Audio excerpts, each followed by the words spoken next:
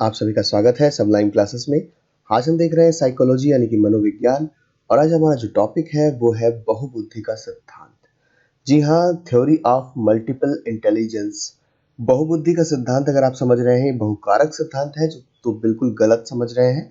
कि बहुबुद्धि का सिद्धांत है, मल्टीपल इंटेलिजेंस का सिद्धांत है, ना कि मल्टीपल फैक्टर का सिद्धांत है। ठीक, तो चलिए इसके बारे में बात करते हैं।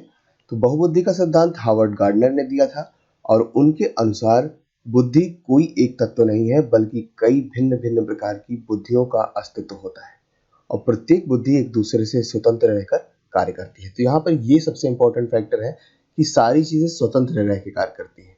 कोई भी बुद्धि एक दूसरे से जुड़ी हुई नहीं है, हर बुद्धि का अपना एक अस्तित्व होता है। तो किसी समस्या का समाधान खोजने के लिए भिन्न भिन्न प्रकार की बुद्धियां आपस में अंतःक्रिया करते हुए साथ साथ कार्य करती हैं। तो जरूरी नहीं है कि दोनों जो स्वतंत्र बुद्धियां हैं वो अकेले ही कार्य करें। कभी कभी ऐसा भी हो सकता है कि हम दो बुद्धियों के बीच में एक अंतःक्रिया करवा सकते हैं। मान लीजिए आपका कोई मानसिक संयोजन है और जैसे हम एग्जाम देते हैं तो क्या करते हैं, हम लिखते भी हैं और हम सोचते भी हैं। हमें सोच सोच कर लिखना होता है कि नहीं। तो जो लिखने का जो राइटिंग जो हमारी स्किल है ये कहाँ से आ रही है, हाथ से आ रही है। तो हम अपने बॉडी को कहीं ना कहीं एक मूवमेंट दे रहे हैं, कितनी स्पीड से लिखना है, किस तरीके से लिखना है, अच्छा लिखना है, कहीं पे कोई ग्राफ बनाना है। तो ये सारी जो चीजें हैं ये शारीरिक कौशल से संबंधित हो जाती है। तो ये शारीरिक बुद्धि से संबंधित है। और सोचना, भाई संज्ञानात्मक जिसको हम कॉग्निटिव कहते हैं, ये भी एक प्रकार की सोच है, कल्पना है, विचार जहाँ आते हैं कि हम आगे क्या लिखेंगे, कैसा किस तरीके से प्रेजेंटेशन करेंगे अपने कॉपी पे। तो ये दो तरीके की बुद्धियां एक साथ अंतःक्रिया करके एक जो प्रदर्शन देती हैं वो अंतःक्रिया के रूप में प्रस्तुत होता है। ठीक, तो आगे हम बात करते हैं कि गार्डनर ने पुस्तक frames of the mind the theory of multiple intelligence में इसमें विस्तार पूर्वक समझाया है। तो कभी ये बुक पूछ ली जाए तो कि frame of the mind the theory of multiple intelligence, तो आप आसानी से इसलिए बता देंगे कि the theory of multiple intelligence Harvard gardener की है। बहुप्रतिभा का सिद्धांत लोगों तथा उनकी प्रतिभाओं के बारे में 1983 में हार्वर्ड गार्डनर द्वारा प्रतिपादित एक सिद्धांत है। इस सिद्धांत के द्वारा गार्डनर ने बुद्धि की अवधारणा को आईक्यू पर आधारित परंपरागत अवधारणा की तुलना में और अधिक शुद्धता से परिभाषित किया है। गार्डनर ने मूलतः 7 तरीके की बुद्धियों का वर्णन किया है, लेकिन 1998 में उन्होंने इसे 8वां प्रकार बनाया और सन 2000 में उन्होंने 9वां प्रकार जोड़ा। और इस तरीके से गार्डनर के अनुसार जो मल्टीपल इंटेलिजेंस है, इनकी थ्योरी है, उसमें इस समय 9 प्रकार हैं, यानी कि 9 थिंग्स हैं। तो सबसे पहले क्या है, आज अब हम जितनी 9 प्रकार की बुद्धियां हैं उसके बारे में चर्चा करेंगे। तो सबसे पहला आता है भाषाई बुद्धि यानी कि लिंग्विस्टिक इंटेलिजेंस। तो लिंग्विस्टिक इंटेलिजेंस में क्या है, भाषाई बुद्धि में वाक्यों तथा शब्दों की बोध क्षमता यानी कि कॉम्प्रहेंशन एबिलिटी, शब्दावली, शब्दों के क्रमों के बीच के संबंधों की पहचान करने की क्षमता होती है। लेकिन शब्दों से संबंधित जो भी क्षमता है, चाहे वो बोलने की क्षमता हो, चाहे वो लिखने की क्षमता हो, चाहे वो वोकैब्स हो, यानी कि हमारे दिमाग में कितनी शब्दावलियां हैं। अगर आप लंबा चौड़ा कोई व्याख्यान देना चाहते हैं तो कैसे देंगे, तभी दे पाएंगे जब आपके अंदर शब्दों का भंडार होगा। अच्छे शब्द जब आपके अंदर होंगे तभी आप एक अच्छा व्याख्यान दे सकते हैं। कहाँ पर रुकना है, कहाँ पर हमें ज्यादा बोलना है, कहाँ पर थोड़ा सा रुकना चाहिए, ये सारी चीजें भी भाषाई बुद्धि से संबंधित होती हैं। ठीक, दूसरा होता है तार्किक गणितीय बुद्धि। नाम से ही लग रहा है कि इसके अंतर्गत क्या होगा। तो इस बुद्धि के में जो है तर्क करने की क्षमता, गणितीय समस्याओं का समाधान करने की क्षमता, अंकों के क्रम के पीछे छिपे संबंध को पहचानने की क्षमता, ये सारी क्षमताएं इससे संबंधित होती हैं। तो खास तौर से यहाँ पर जो गणितीय शब्द और तार्किक शब्द आया है, ये आपको दूसरी बुद्धि के रूप में ज्यादा परेशान नहीं करेगा और आप समझ जाएंगे कि कहाँ हम संख्याओं से संबंधित अपने कार्य को आगे बढ़ाते हैं। तो तीसरी बुद्धि है स्थानिक बुद्धि, स्पैटिकल इंटेलिजेंस। तो इसके अंतर्गत क्या होता है, स्थानिक चित्र को मानसिक रूप से परिवर्तन करने की क्षमता तथा स्थानिक कल्पना शक्ति करने की क्षमता होती है। जैसे आप कभी जाते हैं कहीं, मान लीजिए किसी बड़े सिटी में गए या आप कहीं बहुत दिन बाद गए और कभी उस जगह पे पहले भी जा चुके हैं, तो अगर आपकी बुद्धि या आपका जो दिमाग है अच्छे से काम नहीं कर रहा है तो आप हो सकता है उस चीज को भूल जाए। लेकिन अगर आपके अंदर स्थानिक बुद्धि क्षमता अच्छी है तो आप उस स्थान पर वापस बहुत आसानी से पहुंच जाएंगे।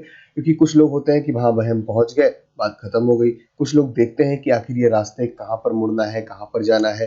खासतौर से जियोग्राफिकल कह सकते हैं, भौगोलिक कह सकते हैं इस चीज को, कि हम उस स्थान को कितना पहचानते हैं, उस स्थान के बारे में कितना जानते हैं।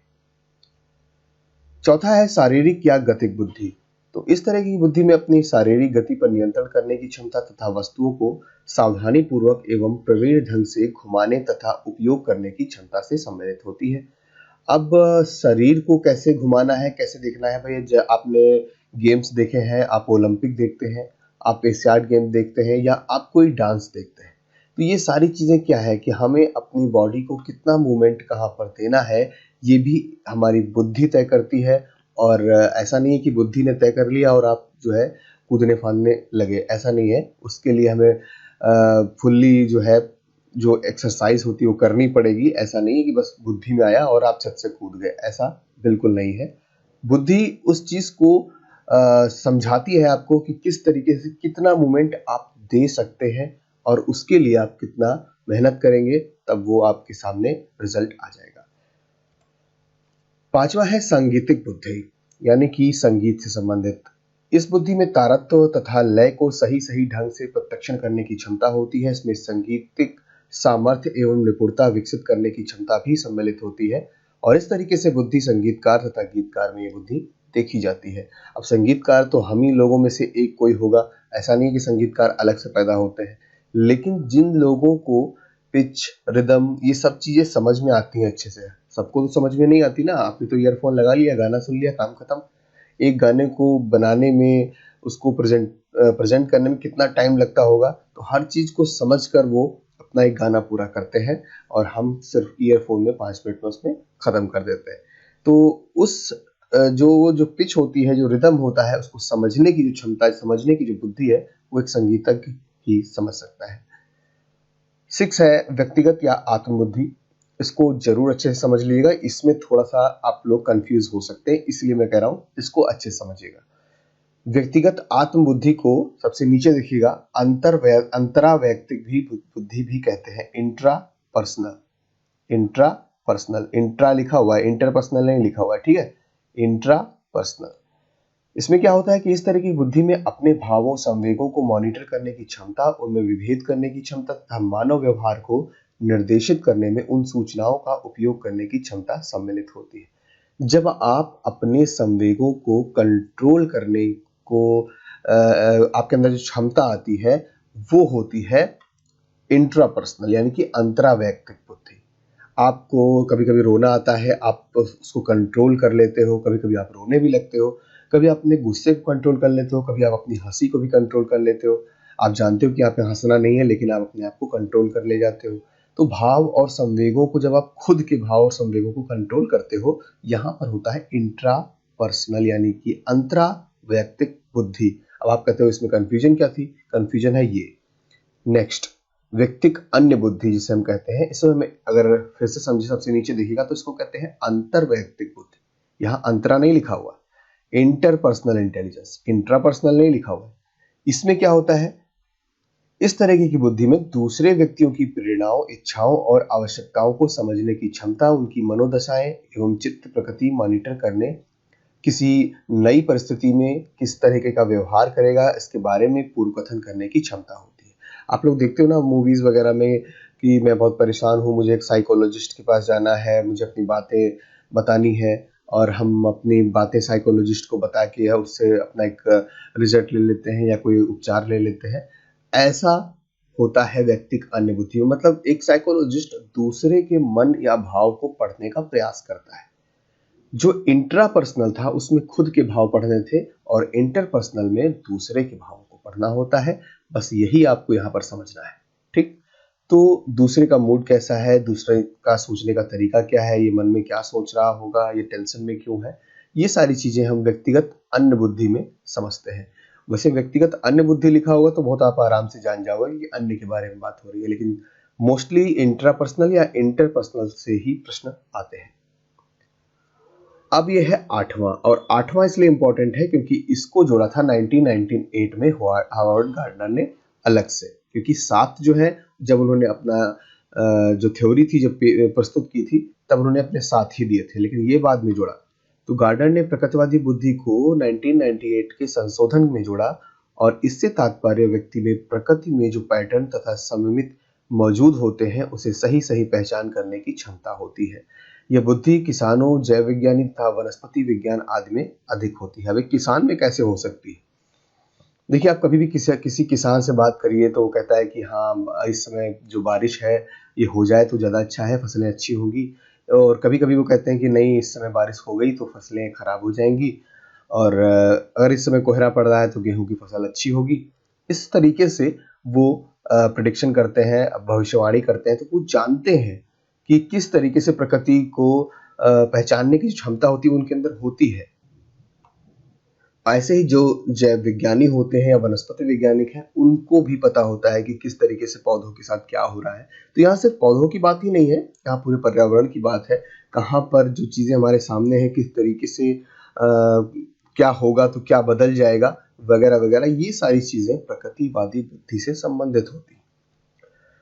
अंत में अस्तित्ववादी बुद्धि। गार्डनर ने बुद्धि के इस प्रकार को 2000 के संशोधन में जोड़ा। तो आपके पास जब प्रश्न आएगा, ये पूछा जाएगा कि अस्तित्ववादी बुद्धि जो है ये किस मतलब मनोवैज्ञानिक ने दी थी अपने सिद्धांत में, तो बहुत आसानी से आप बता दोगे कि अस्तित्ववादी बुद्धि।